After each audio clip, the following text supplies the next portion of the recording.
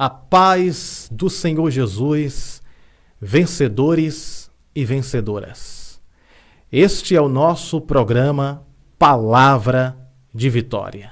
Eu resolvi criar este programa para sempre trazer uma palavra de vitória para a sua vida. E que essas palavras de vitória possam abençoar você de forma especial.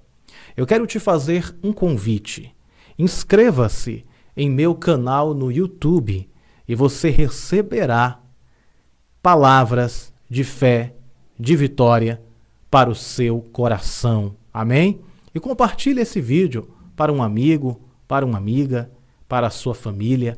E eu tenho certeza que será uma bênção na vida de todos eles. E na palavra de vitória de hoje, eu quero falar sobre um personagem que todos nós conhecemos, cujo nome se chama Jó. A Bíblia diz que Jó era um homem íntegro, temente a Deus e se desviava do mal. Porém, houve um dia que Deus estava em uma reunião com os filhos dele e Satanás se apresentou. E Deus disse a Satanás: "Viste o meu servo Jó? Ele é íntegro, reto, temente a mim e se desvia do mal." E Satanás, ele disse assim: "Ele é tudo isso porque tu dá tudo a ele." E de fato, Jó ele tinha tudo. Jó tinha riquezas, Jó tinha uma família muito bonita, eram 10 filhos. Ou seja, Jó tinha uma vida perfeita. Tudo estava indo bem na vida de Jó. Mas só que Deus confiava em Jó. Deus acreditava em Jó. Então Deus diz a Satanás: "Vai lá, tira tudo dele e você vai ver que ele continuará fiel a mim." Satanás saiu da presença de Deus e tocou em Jó. Tirou todos os bens de Jó. Para fazer um rápido resumo, Satanás tirou toda a riqueza de Jó. Satanás tirou a saúde de Jó. E Satanás também matou todos os 10 filhos de Jó. A história de Jó nos mostra que o justo também sofre. Mas há uma diferença entre o sofrimento do justo e o sofrimento do ímpio. Um pouco mais na frente, nesta mensagem, você vai entender qual é a diferença entre o sofrimento do justo e o sofrimento do ímpio. Eu acredito que qualquer um de nós, se estivéssemos na pele de Jó, quem sabe não iríamos suportar toda esta luta. Existem pessoas que passam por uma luta que não é nem muito grande e já está desistindo de tudo. Porém, Jó ele continuou fiel a Deus, mesmo que a luta... Se coloque no lugar de Jó. Jó tinha perdido 10 filhos. Como deve ser a dor de um pai segurar na alça de 10 caixões. Jó perdeu em um dia toda a riqueza dele, todos os bens que ele possuía. E mais, ele perdeu a sua saúde. Apareceu no seu corpo chagas mortais. A Bíblia diz que Jó pegava um caco de telha e coçava as suas feridas. Jó estava em uma situação de calamidade. Porém, Jó não blasfemou. Jó não reclamou.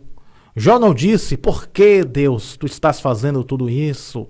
Ou "Eu vou desistir de Deus, eu vou desistir de tudo." Percebe? Jó perdeu tudo, mas mesmo assim, Jó não quis desistir. Jó não quis desistir, porque Jó confiava em Deus. E tem uma frase que Jó diz, que é uma frase muito linda, que ele diz assim: "Eu sei que o meu Redentor vive, e por fim se levantará sobre a terra." Jó, ele é o modelo, o exemplo de um adorador. Jó, ele está provando para Satanás, provando para ele mesmo, provando para os homens da terra. Ele só não estava provando para Deus, porque Deus sabia que Jó iria vencer.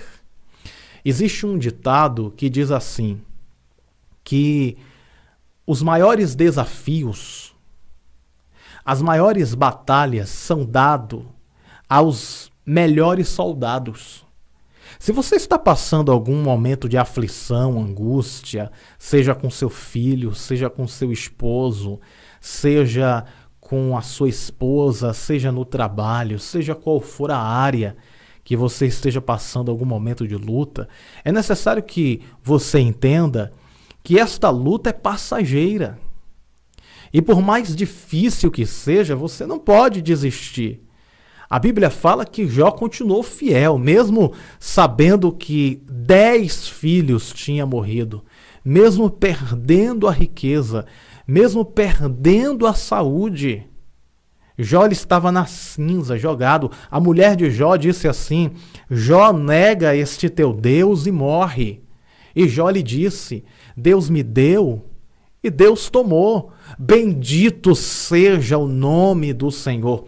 Jó tinha, sem sombra de dúvida, uma fé inabalável. É por isso que a Bíblia fala que os que confiam no Senhor, Salmos 125, que os que confiam no Senhor são como os montes de Sião, que não se abala, mas permanece para sempre. Sempre quando eu passo uma dificuldade na vida, eu entendo que aquele momento de dificuldade é uma forma de eu demonstrar para Deus que eu sou um adorador mesmo em meio às lutas. Eu sei que nós somos feitos de carne e osso e existem momentos que nós sentimos abalados, nós sentimos tristezas, mas mesmo diante dessa situação, nós temos que confiar no Senhor, sabendo que Ele tem o melhor para nós, sabendo que toda noite, depois de toda noite, vem o dia. Depois de toda tempestade, vem a tranquilidade. Certo? Depois de todo o verão, vem o inverno. Depois de todo inverno, vem o outono. Depois de todo outono, vem a primavera. Ou seja, a vida é feita de ciclos. A vida é feita de momentos. Tem momentos que a gente está por baixo, depois tem momentos que a gente está por cima. A vida é uma roda gigante que não para de girar. Uma hora quem está em cima está embaixo, uma hora quem está embaixo está em cima. Mas sempre precisamos ter a humildade de reconhecer que Deus é soberano em nossas vidas. Então, minha amiga e meu amigo, tenha fé e creia que Deus vai fazer uma reviravolta na sua vida. Tem pessoas que lê a história de Jó e pensa que Jó passou uma luta na segunda-feira e na terça-feira tudo já estava resolvido, mas não foi assim. A prova de Jó demorou anos e anos naquela situação terrível, uma situação muito triste. E Jó estava lá, nas cinzas. Dizem alguns estudiosos que apareceram tumores malignos no corpo de Jó. Há pessoas que relatam, pesquisas que foram feitas, que os cabelos de Jó caiu, que os dentes de Jó caiu. Jó ele ficou deformado, ficou leproso, chagas em todo o seu corpo. A situação de Jó era tão deprimente que ele estava cheirando mal. As feridas do corpo de Jó estavam cheirando mal. E com caco de telha, ele coçava as feridas no seu corpo. Imagine como foi as noites mal dormidas de Jó. Porém, Jó ele tinha uma virtude. Jó ele adorava a Deus mesmo diante aquele cenário. Mesmo diante aquela situação, Jó ele tinha fôlego para dizer: Deus, tu és fiel. O Senhor me deu, o Senhor tomou, porém bendito seja o nome do Senhor. Jó não disse que iria jogar tudo para o alto, iria desistir de tudo, que iria cometer um suicídio. Não, Jó não disse isso. Jó lhe disse que iria adorar. E ele adorou no pó e na cinza. Isso se chama resiliência. A palavra resiliência é uma palavra muito bonita. Resiliência significa o ato de refazer a vida, o ato de reconquistar, de fazer de novo. Resiliência significa resistir, perseverar, e Jó lhe possuía essa qualidade. Nós vivemos em tempos onde os cristãos são cristãos Nutella, são cristãos frágeis. Qualquer situação já quer desistir do evangelho, já quer desistir de Jesus. A vizinha falou mal dela, ela já quer desistir de Jesus. Brigou com o esposo, já quer desistir de Jesus. Um parente ficou enfermo, já quer desistir de Jesus. Hoje em dia nós estamos vivendo em tempos onde as pessoas estão deixando Jesus, deixando Deus por pouca coisa. E perceba que Jó perdeu 10 filhos. Jó não perdeu um filho. Jó perdeu 10 filhos. Perdeu toda a riqueza. Até a esposa de Jó sumiu. Disse a Jó, nega-se teu Deus e morre. Com certeza ela não ficou ali do lado de Jó. Jó ficou sozinho. E ele perdeu também a sua saúde. Será que se eu e você estivéssemos no lugar de Jó, nós iríamos suportar essa dor? Cada um tem a sua cruz. Eu tenho as minhas dificuldades, as minhas provas. Eu tenho a minha cruz. Você também tem as suas dificuldades, as suas provas. Todos nós passamos por lutas. Quem nesse mundo não passa por luta? Quem nesse mundo não passa por dificuldades? Principalmente no país que nós vivemos, que está em uma situação delicada. Então, todos nós sofremos dores. Todos nós passamos dificuldades. Jesus, ele falou que no mundo nós teríamos aflições, mas que nós não tivéssemos para que nós tivéssemos bom ânimo, porque ele venceu. Então as aflições, elas sempre vão existir. Sempre vamos passar por aflições, mas temos que ter bom ânimo. Parece contraditório isto. Como nós podemos ter bom ânimo nas aflições? Porque se temos aflições, significa que estamos aflitos? Não. Mas Jesus disse, tende bom ânimo nos momentos da aflição. O que significa isso? Vamos entender? Como nós podemos ter bom ânimo nas aflições? As aflições que Jesus estava se referindo não era a aflição interna, era a aflição externa. Existem 2 tipos de aflição, certo? Existe a aflição interna, dentro do seu coração, da sua alma, e existe a aflição externa. O que é a aflição externa? São os problemas da vida, problema com o esposo, com a esposa, com o trabalho, com filhos, com contas a pagar. Essas são as aflições externas. Certo? Eu não posso impedir que passarinhos voem na minha cabeça, mas eu posso impedir que um passarinho crie um ninho na minha cabeça. O que isso significa? Eu não posso impedir que os problemas venham sobre mim, mas eu posso impedir que esses problemas tome conta das minhas razões e das minhas emoções e tome conta do meu interior. Você está entendendo o que eu quero dizer? Você não pode impedir que as águas do mar caiam sobre o seu barco, mas você pode impedir que essas águas entrem no barco e afunde o barco. Você entende? Nós precisamos compreender isso, que as aflições do mundo não podem entrar dentro de nós, não pode tomar conta das nossas emoções. É por isso que nós precisamos ser cheios do Espírito Santo. Porque no momento que nós somos cheios do Espírito Santo, não há espaço para tristeza, para angústia, para aflição, porque nós estamos cheios. Se estamos cheios do Espírito Santo, não tem espaço para que uma outra coisa entre. Você entende? Então, Jó era um homem cheio de Deus e não havia nele espaço para que as aflições entrassem nele. Todavia, Jó estava passando por um grande momento de aflição, porém a aflição não estava destruindo as emoções de Jó. Jó ainda continuava fiel a Deus. Perceba que você passa por lutas. Lutas que, quem sabe, sejam parecidas com a de Jó. Lutas, quem sabe, sejam um pouco menos do que Jó passou. Mas temos que aprender com Jó.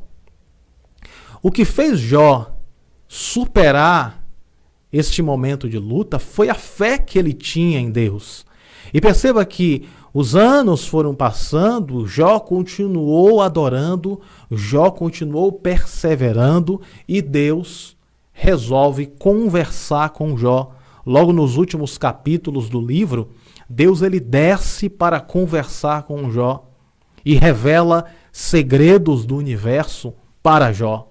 Revela segredos ocultos que pessoas há milhares de anos não tinham recebido. Deus ali revela para Jó enigmas do universo, coisas profundas a respeito da criação. E no final da luta, a Bíblia diz que Jó ora pelos amigos dele. E no momento que ele ora pelos amigos dele, capítulo 42 do livro de Jó, a Bíblia diz que Deus vira o cativeiro de Jó. E Jó agora recebe tudo em dobro. Se antes ele tinha muitos e muitos gados, ovelhas, agora Jó tem o dobro daquilo que antes possuía. Se Jó antes tinha muitos servos, agora ele tem o dobro. Se Jó ele tinha muito ouro, muita prata, agora ele tem o dobro. Você entende? Deus ele trabalha desta forma. Esta é a diferença entre a aflição do justo e a aflição do ímpio. Qual é a diferença? A diferença é que o ímpio passa a aflição sozinho, mas o justo passa a aflição com Deus. Esta é a grande diferença. O que mais importa em nossas vidas não é se está tendo tempestade no barco. O que mais importa é se Jesus está no barco. Porque o que você prefere? Passar por uma tempestade sem a presença de Jesus no barco? Ou passar a tempestade com a presença de Jesus no barco? Esta é a diferença gigantesca e gritante da aflição do ímpio e da aflição do justo. Porque o justo passa a aflição com Deus. O ímpio passa a aflição sem Deus. Se o vento sopra em tua casa, se o vento sopra em tua vida, mas se você estiver firmado em Jesus Cristo, o vento não vai te derrubar. Jesus conta uma parábola e ele diz o seguinte, Jesus Cristo diz essa parábola, que havia duas casas, uma casa construída na areia e outra casa construída na rocha. E descreve-nos a Bíblia que um vento veemente, um vento forte, tempestades fortes sopram contra aquelas duas casas. A casa que estava na areia caiu, e a casa que estava na rocha permaneceu de pé. Essa casa na rocha representa Jó. O vento da prova soprou, mas ele não caiu. Eu te pergunto, que tipo de casa você é? Uma casa na rocha, que as provações e lutas vêm, mas você não desiste, você levanta a cabeça e diz, eu vou vencer esse gigante, eu vou vencer essa luta, eu vou vencer essa circunstância e vai para frente do gigante e vence. Ou você é como a casa na areia, que no momento da luta quer desistir de tudo, quer sumir pelo mundo. E o interessante é que tem pessoas que ficam, no ano passado, de 2018, dizia, eu vou desistir. Chegou 2019 e ainda continua com essa mesma palavra. Vou desistir, vou desistir. Mas desistir de quê?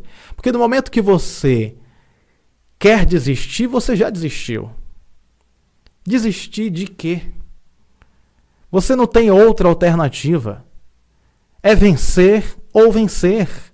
Então levanta essa cabeça. Dá a volta por cima e vai em frente, minha irmã. E vai em frente, meu irmão. Não temas o gigante, Deus é maior do que o gigante. A Bíblia diz que você pode todas as coisas naquele que te fortalece. Você pode quantas coisas? Algumas coisas naquele que te fortalece? Não. Você pode todas. Ei, escuta o que eu estou te dizendo. Você não pode algumas coisas. Você pode todas as coisas naquele que te fortalece. Você pode passar pelo vento, você pode passar pelo fogo, você pode passar pela água, você pode passar por momentos difíceis, mas você não cai, porque a sua casa está firmada na rocha. E sabe quem é esta rocha? Esta rocha é Jesus Cristo de Nazaré. Se você está firmada em Deus, jamais você vai cair. Existe muita gente desistindo de Jesus. Eu recebo em meu Face, em meu YouTube, em meu WhatsApp, várias mensagens de pessoas que desistiram de Jesus, que desistiram de Deus por causa das aflições. Ei, se com Deus já está difícil, imagine sem Deus. Vai ser mais difícil ainda. Passa por essa luta agarrada com Jesus, abraçada com Jesus. Diga como Jó, eu sei que o meu Redentor vive e por fim se levantará sobre a terra.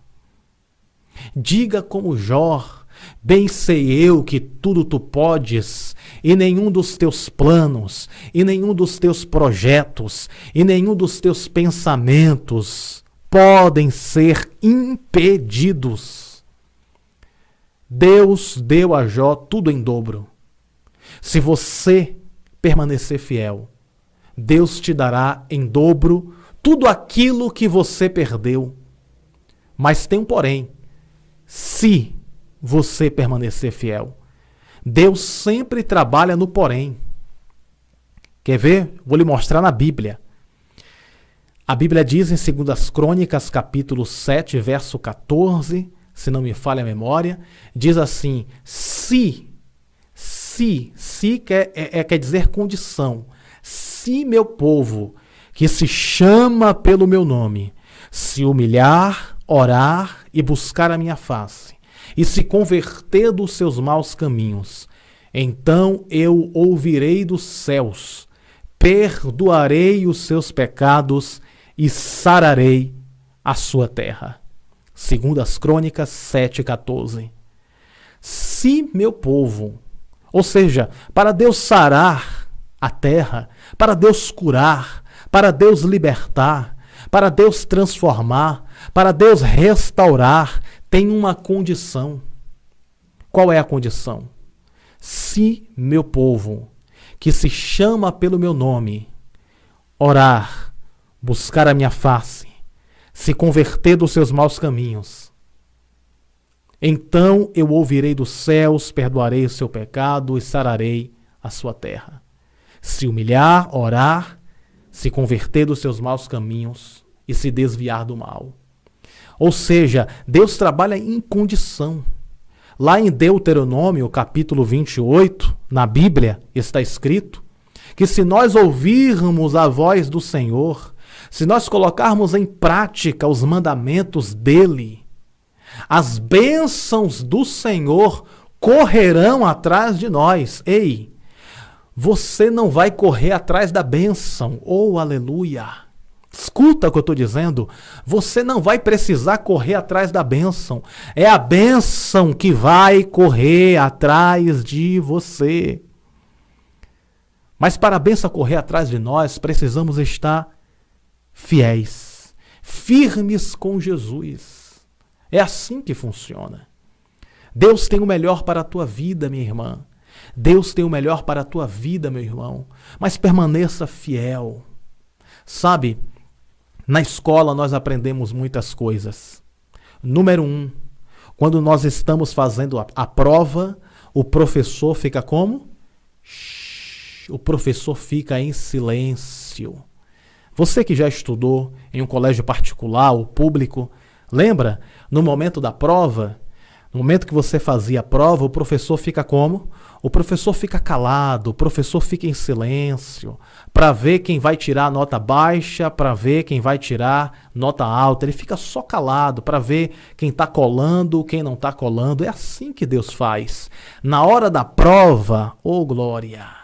Na hora da prova, você está entendendo o que Deus está falando?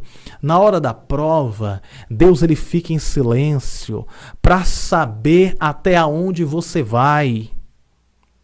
Eu vi uma imagem de um homem, não sei se você já viu essa imagem, a imagem de um homem escavando um buraco em busca de diamantes. E próximo do diamante, ele desiste. E um outro homem, com toda a fé, com toda a coragem, escavando, distante do diamante, mas não desistindo. E essa imagem me fez refletir o seguinte: tem pessoas que já estão perto da bênção, está tão perto da bênção, nem sabe que está perto, e vai e desiste. E tem pessoas que estão longe da bênção e está persistindo. Porque a vitória é para quem persiste. A vitória é para quem insiste. Se você for ver na Bíblia, existem vários exemplos de pessoas que persistiram. Naamã mergulhou 7 vezes, persistência. Josué tocou as trombetas, ele rodeou as muralhas 7 vezes, persistência. Em 6 dias ele rodou a muralha e no 7º dia ele rodou 7 vezes, tocou as trombetas e as muralhas caiu, persistência.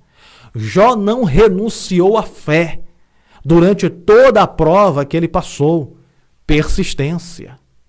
Mas, infelizmente, as pessoas que não persistem acabam não recebendo as vitórias que têm para receber. Você pode dizer para mim, mas Bruno, eu sou fraca. Eu sou fraca mesmo. É por isso que eu digo que vou desistir. Tudo bem, é por isso que você não está recebendo vitória também.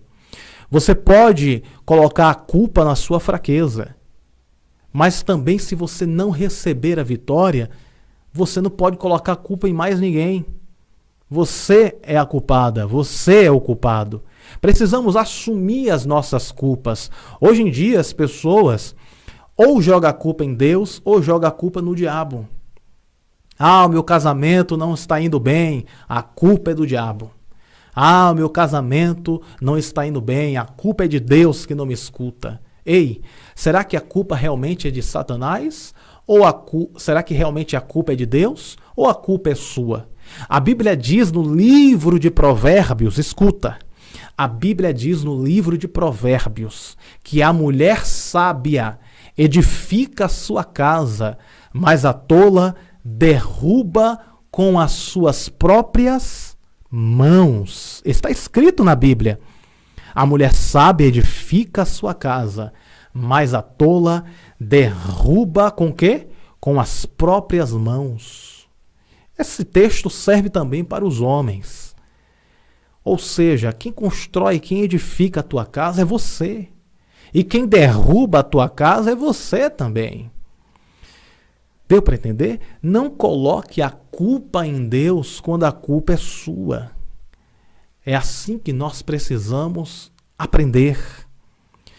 Nós não podemos pegar a culpa e jogar sempre no diabo. Eu sei que Satanás age. Eu sei que o inimigo tem agido. A Bíblia fala que ele veio para matar, roubar e destruir. Mas Jesus veio dar vida e vida eterna com abundância. Mas temos que entender que o Senhor nos concedeu livre arbítrio. Nós temos poder de fazer as nossas escolhas. Se o esposo desistiu da esposa para ficar com a amante, isso foi uma escolha dele. Deus não mandou ele fazer isto. Ele fez por conta própria e vai pagar o preço também. E quando a conta vir, a conta vai vir alta.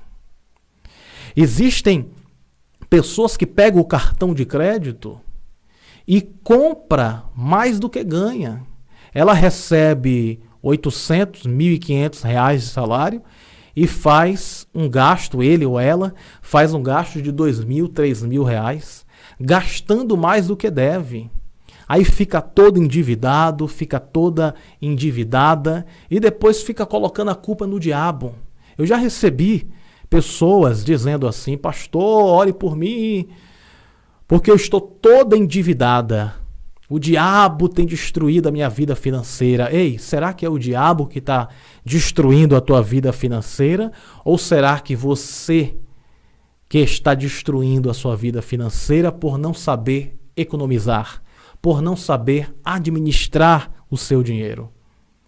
Tudo é uma questão de sabedoria. Então precisamos entender de uma vez por todas que as aflições não é maior do que o nosso Deus.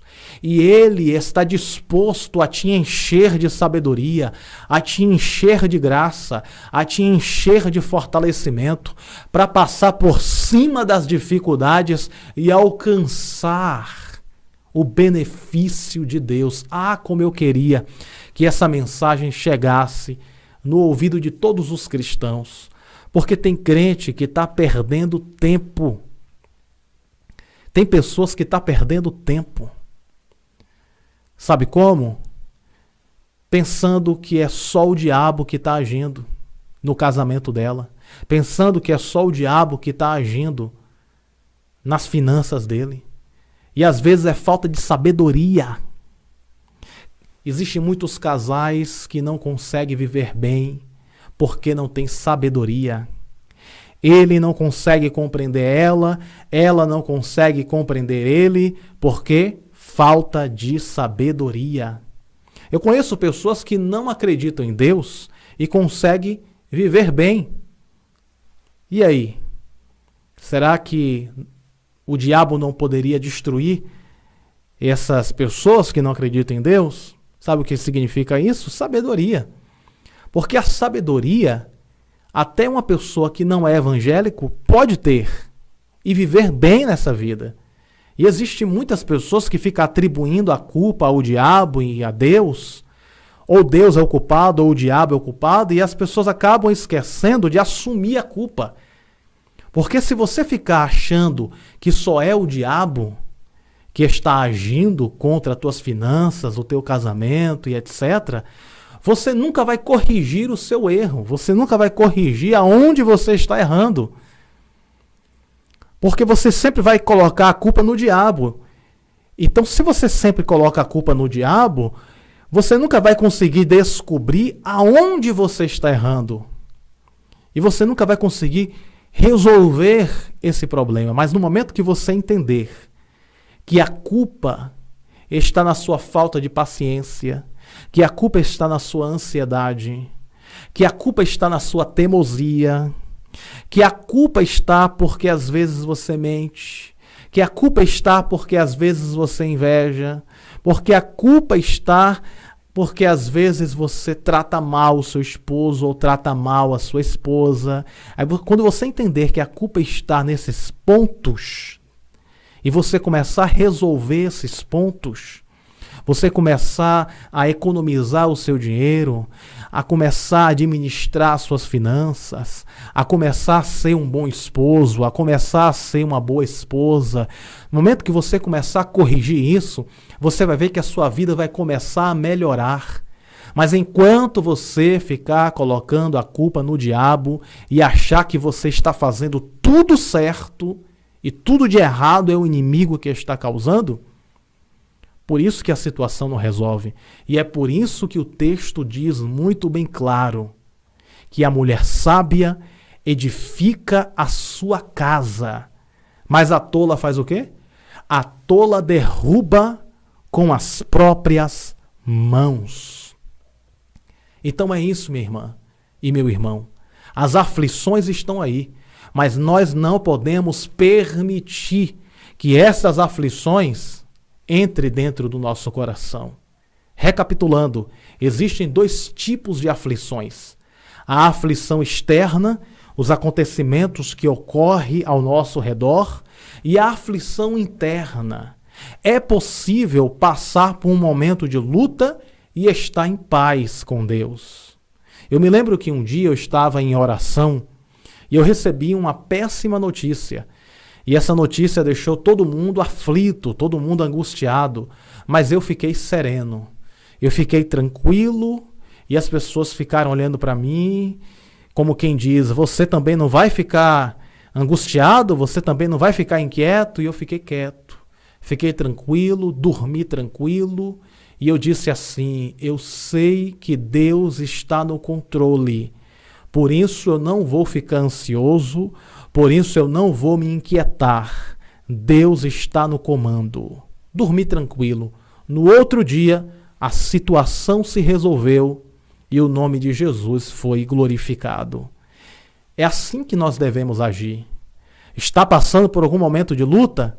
Dorme tranquila, confia inteiramente em Deus, sabendo que Ele vai fazer o melhor. Só para finalizar a mensagem, existem pessoas que ficam desesperadas. Eu já recebi pedidos de oração assim, pastor, ore por mim, porque eu estou desesperada. O médico disse que só Deus pode fazer um milagre. Aí eu disse, como é que é? Repete. Só Deus pode fazer o milagre. Aí eu falei, glória a Deus, minha irmã. Se só Deus pode fazer o milagre, então vamos ficar tranquilos, porque Deus vai fazer o milagre.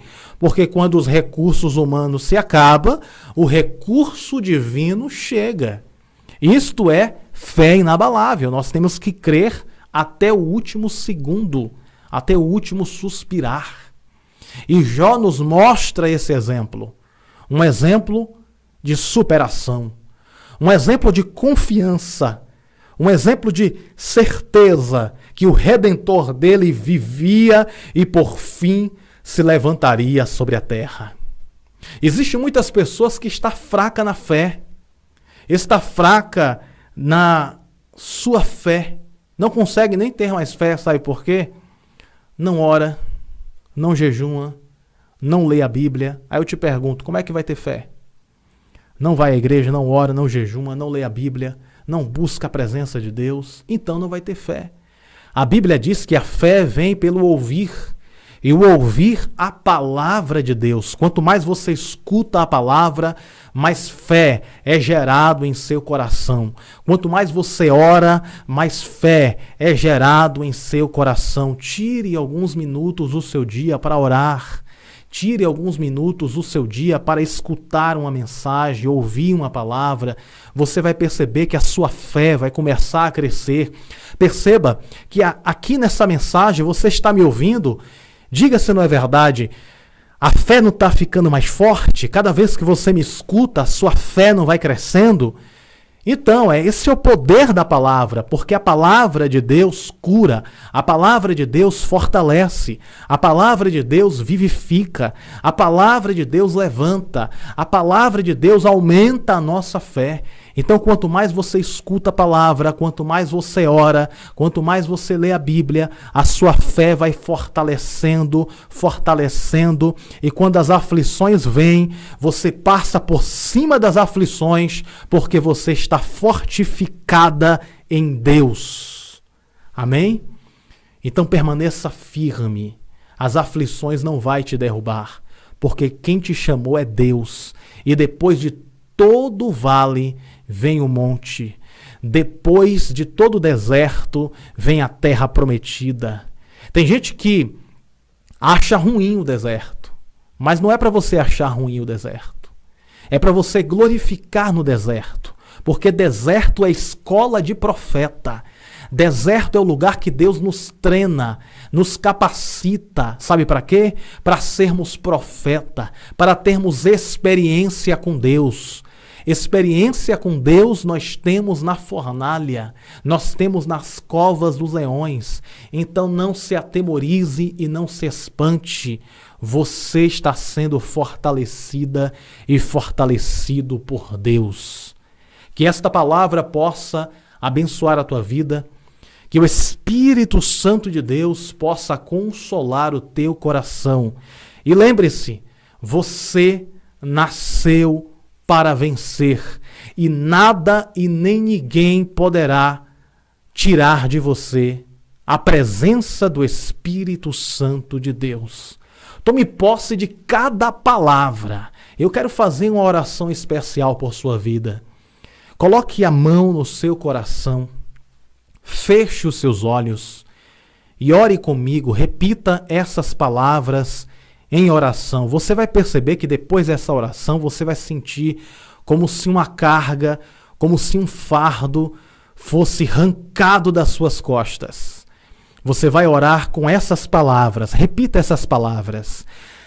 Senhor Jesus, na tua presença eu estou.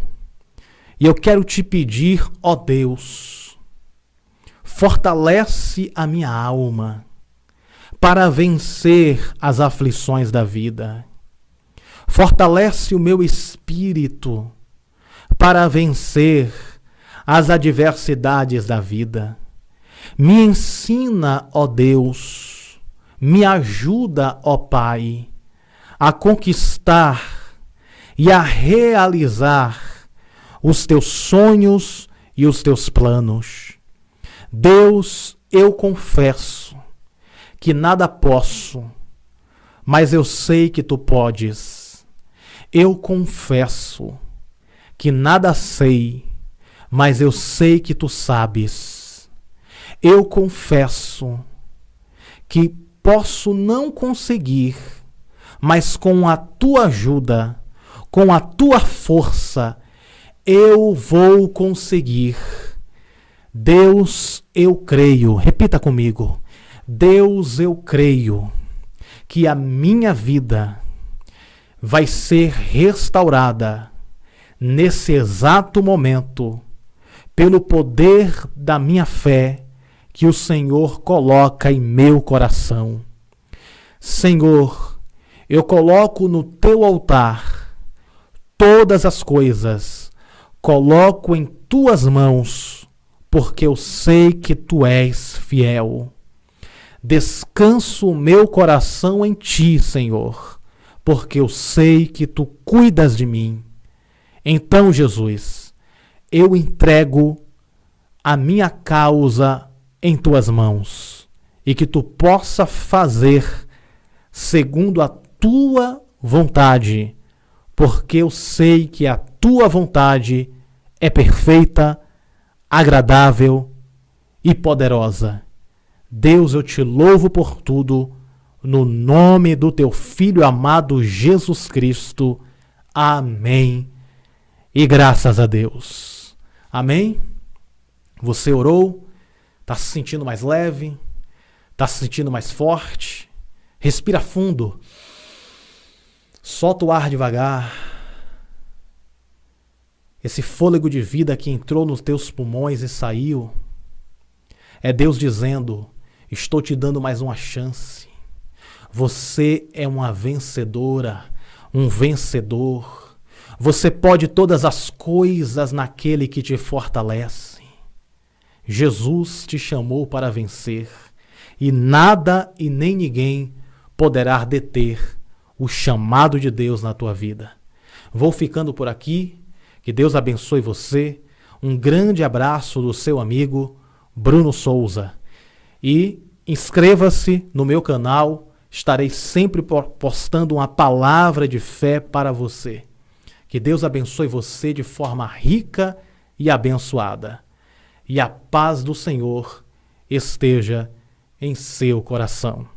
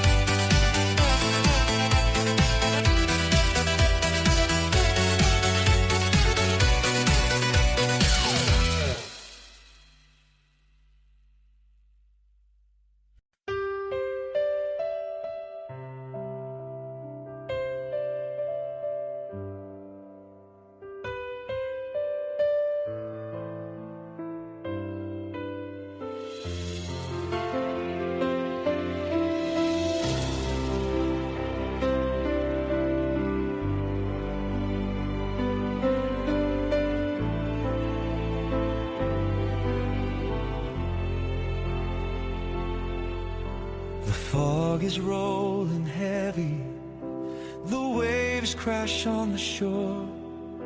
My tiny fragile vessel can't take this beating anymore.